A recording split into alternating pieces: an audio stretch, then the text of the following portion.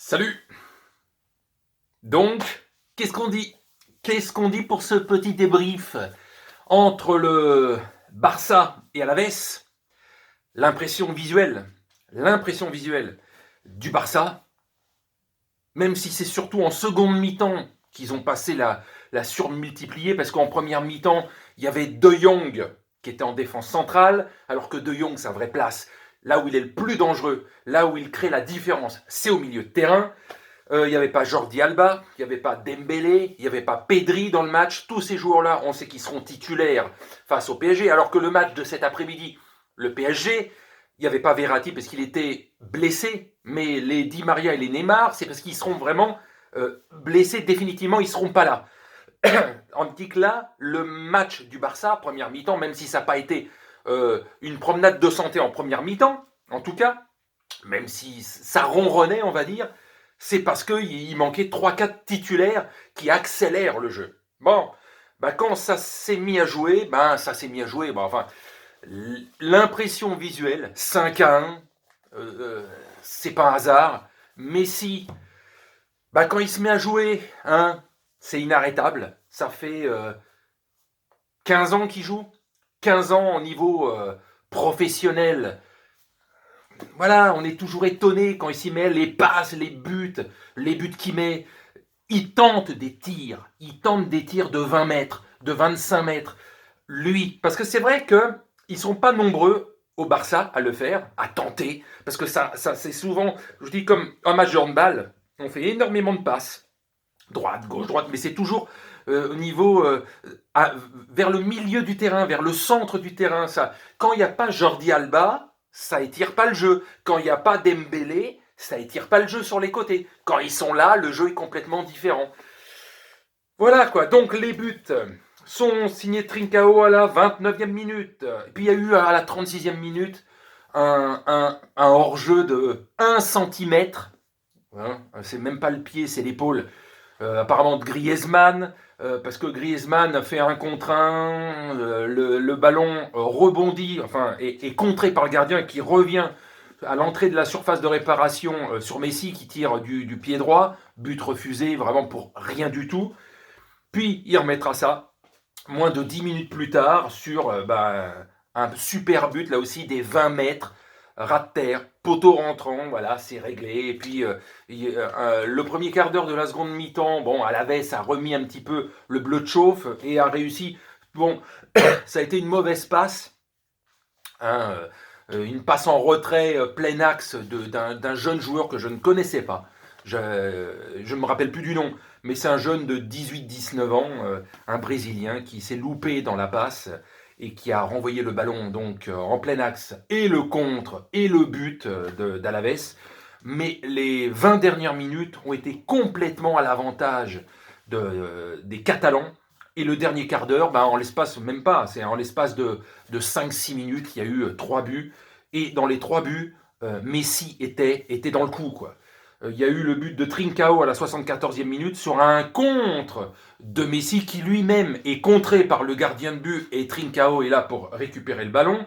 Dans la minute qui suit, c'est le but de missile, vous voyez le lapsus, un but de Messi avec un missile, effectivement, des 20-22 mètres, pleine lucarne. Et à la 79e minute, c'est le but de Junior sur encore une action où il y a Messi qui récupère le ballon, qui fait une passe lobée sur Griezmann qui lui arrive dans le dos parce qu'il sait qu'il va arriver. Et Griezmann centre et Junior marque le 5e but. Bon, voilà, l'impression visuelle, l'enthousiasme du jeu fait que, on s'emballe. C'est pas qu'on s'emballe plus ou pas sur le Barça, c'est que l'impression visuelle, depuis un mois et demi, à part de temps en temps, le Barça, ça joue, quoi. Ça marque. Et comme de par hasard, le premier trimestre, Messi était ronchon par rapport à ce qui s'était passé l'été dernier. Il voulait partir, pas partir, il n'a pas pu. Toutes les histoires qu'il a eues avec le président, démissionnaire, etc. Mais depuis un mois et demi, il est en feu, Messi. Il a eu des matchs où il passe à travers. Il aura encore des matchs où il passe à travers, avec le Barça comme avec l'Argentine. Il regarde ses godasses, il réagit pas. Il a eu comme ça des matchs plein, plus qu'on en croit. Il n'a pas toujours été exceptionnel à tous les matchs. Mais comme la majorité des matchs qu'il a fait, il est bon, voire très bon, voire exceptionnel. Ce soir, il a été très bon parce que, on ne peut pas dire exceptionnel parce que c'est pas en Champions League, c'est pas face à un gros adversaire, donc il faut faire attention ce mardi qu'il ne se réveille pas et qu'il nous fasse le même genre de match face à une cylindrée au-dessus qu'Alaves, parce qu'Alaves c'est la deuxième moitié du championnat. Ne faisons pas non plus une montagne d'Alaves. Alaves c'est l'équivalent de Nice, plus ou moins cette saison. Voilà, c'est une équipe qui va finir en milieu de classement et pas plus. Donc faut relativiser aussi. Donc voilà, l'impression fait que Barcelone, ça joue mieux quand ça se met à jouer.